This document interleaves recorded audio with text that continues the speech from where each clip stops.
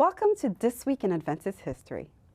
On February 27, 2022, a year ago this week, African-American church leader Meade Van Putten passed away. Van Putten had a distinguished record in church administration. Ordained in 1956, he served as Secretary-Treasurer of the Lake Regional Conference from 1962 to 1971. Before he and his wife Daphne moved to the Allegheny East Conference, where Meade went on, unusually, to hold all three executive officer positions in the conference.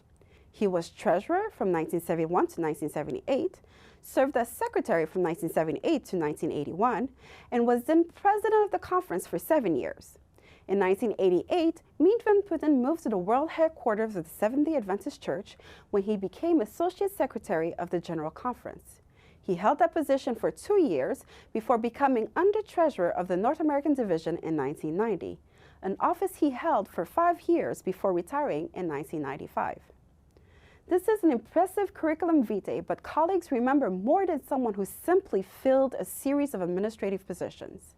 One wrote of Meade, he was a spiritual giant and gifted administrator who led decisively while serving with humility. The Southwestern Union Records Report on the Southwestern Union session held in 51 years ago today, this week actually, March 1st and 2nd of 1971, includes the mention of Harold Douglas Singleton, another distinguished African-American church leader.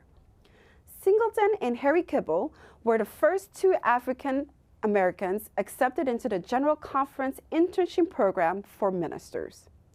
Singleton began his career in 1929 in Tennessee as a pastor intern in the Old Cumberland Conference. From 1932 to 1939, he worked in the Florida Conference, raising up congregations and building debt-free churches in Ocala, Daytona, New Smyrna, Belle Glade, and Fort Lauderdale. He was ordained to the ministry in 1935.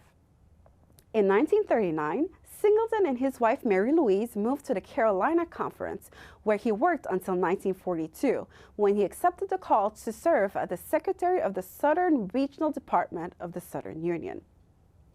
Singleton was the first president of the South Atlantic Conference, organized in 1945, serving from 1946 to 1954, and of the Northeastern Conference from 1954 to 1962.